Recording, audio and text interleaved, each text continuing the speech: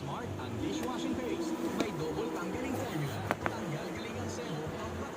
morning mga idol.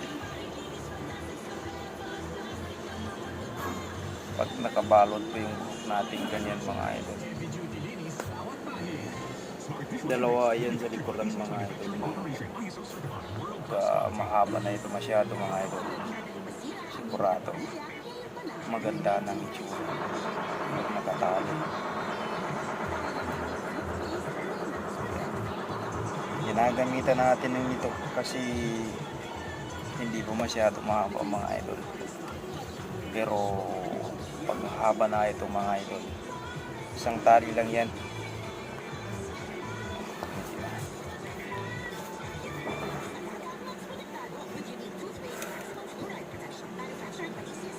Last trip na ito mga idol. Tignan nyo yung ano ko, yung deliver ko.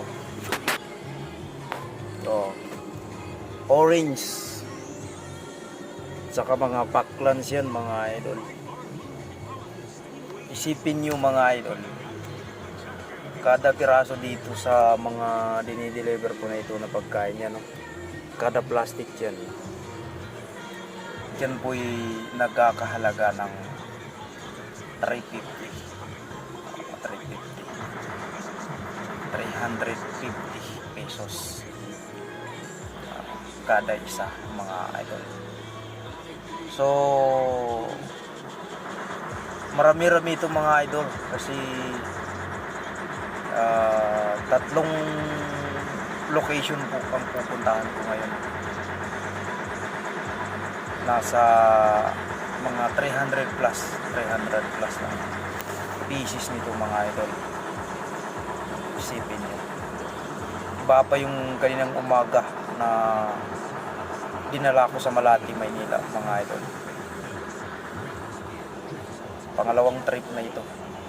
Iba pa yung mga motor na naghahakot din. May deliver din kami ng mga motor mga kapatid.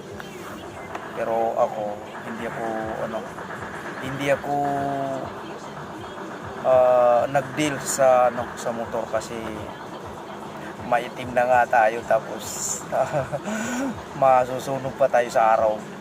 Tapos yun, nakiusap ako sa amo na hanggang sasakyan lang ako bossing kasi dati naman sasakyan din ang gamit ko.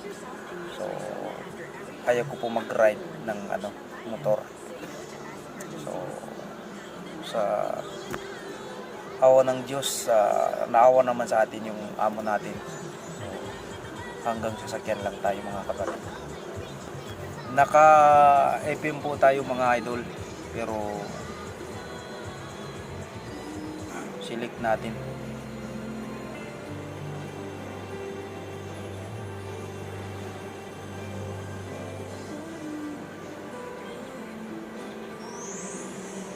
Ito, magaganda mga kanta.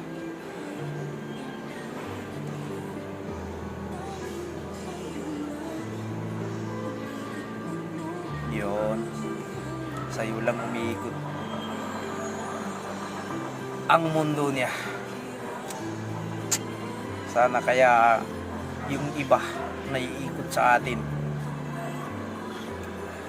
Sana meron nang magkamali sa atin mga kapatid. Kasi more than 3 years 3 years single tayo until now mga idol.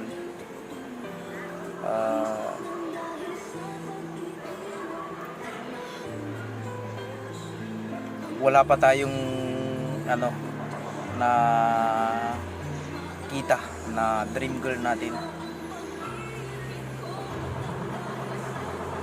Siyempre, ang pag-aasawa hindi basta-basta pinapasukan mo.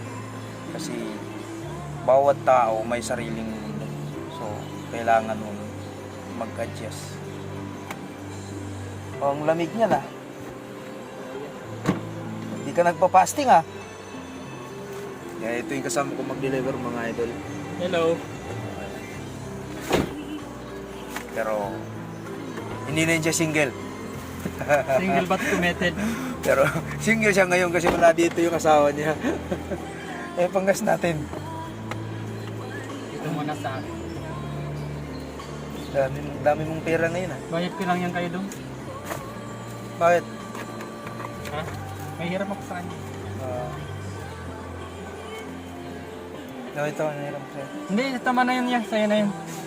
Doon na yun sa nakuha natin. Grabe naman. Sobra-sobra na nga eh.